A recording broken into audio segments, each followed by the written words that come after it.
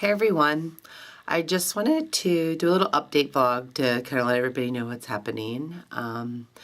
We've hit quite a few roadblocks in the last couple months. Many of you know that I went into remission back in December and we did our first try at an embryo transfer in January, which ended up in a cancellation due to what they thought was scar tissue. And we then basically had to go through another surgery in which I went ahead and had the doctor do a biopsy because I just knew that the REs were going to ask for a biopsy at some point.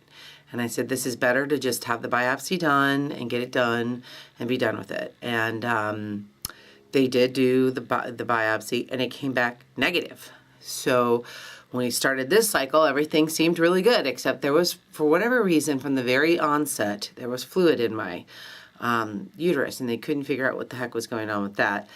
But they didn't think anything of it. So 2 weeks goes by, I get my lining check done, my lining hasn't grown. And, you know, nothing. Now, had this have been, you know, something super serious, like if the cancer was coming back, they had me on a lot of estrogen. My thought was it would have grown out of control. Like there would have been a lot of issues. It wasn't growing at all. So I, you know, went back in about a couple of days later to see if my lining was growing. Still hadn't grown, and I still had all this fluid in there. So they went in with a little catheter and kind of pulled all the fluid out. And it turned out to be like very thick fluid. And they sent it out for cytopathology to kind of see what it was. And I wasn't worried because I had just had, you know, a biopsy done, so I wasn't really concerned about what the fluid was. I was just more concerned about, you know, moving forward with this cycle. And the doctor looked into it, and of course it comes back atypical cells. Yeah, of course it does, because that just has to throw my whole life into whole nother realm of crazy. So I've contacted my oncologist and I'm trying to figure out exactly what he wants me to do because, you know, when I called them, they're like, you just had, you know, surgery done and the uterus looked good and everything looked great. And I'm like, something's wrong.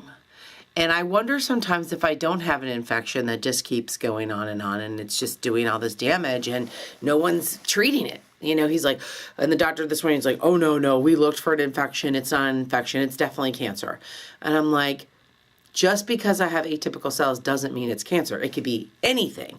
It could be, you know, what they call the precancer cells. It could be anything. So the fact that I have these atypical cells in fluid doesn't mean that it's necessarily in my endometrium. So now we have to, you know, go through all these, you know, process all over again, or now they're going to do a full D&C. And so my oncologist hasn't gotten back to me on whether or not he wants to even do a full D&C. He may be like, they're crazy. What are they talking? You know, who knows? But he's been more than willing to work with the doctors up until this point. So I'm feeling like he's probably going to be, you know, supportive of that and doing the D&C. And hopefully we can get it done this week and be done with it. And, you know, and the biopsy back within the next 2 weeks and we find out everything. You know, who knows? I don't know what's going to happen. So it just throws a monkey wrench into the whole process because, you know, it's like another, you know, 2 months of me trying to figure it out. And if it is the cancer coming back, that means I'll probably have to go on Megace for, you know, 2 months or whatever.